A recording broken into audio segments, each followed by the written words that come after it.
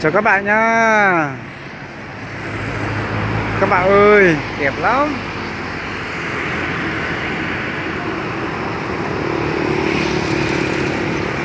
Đây.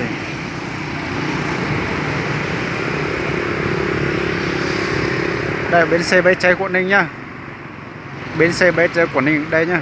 Đây là hồ đây.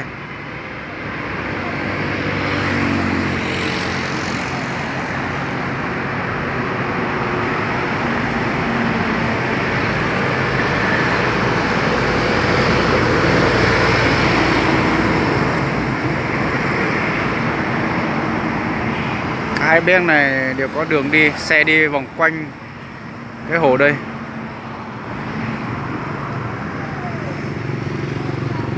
Đây.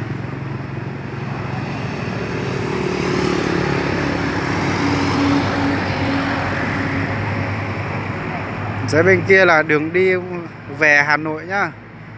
Còn dưới bên này là đường đi vào thành phố Hạ Long. Còn bên xe Bến Tre ở bên kia. Cả tận tiếp bên kia nhá. Đây. Ghê lắm, đường to đẹp. Nhiều xe lắm. Bây giờ sắp Tết rồi. Nhiều xe, nhiều khách đi lại, nhiều.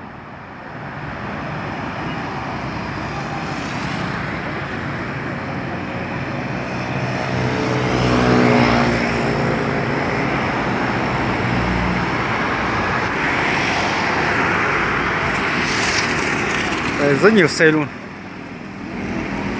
Xe đây, xe của mình đây.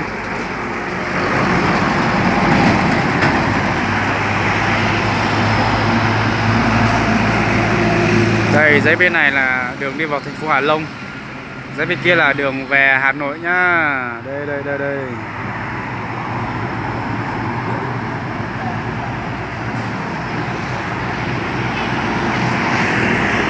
Nay mình dậy mình ra chơi đây nhá.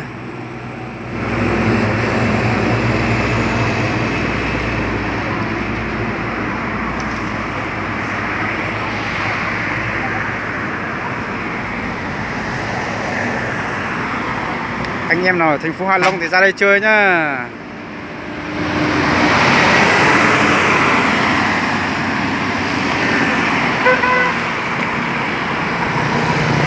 Xe lắm.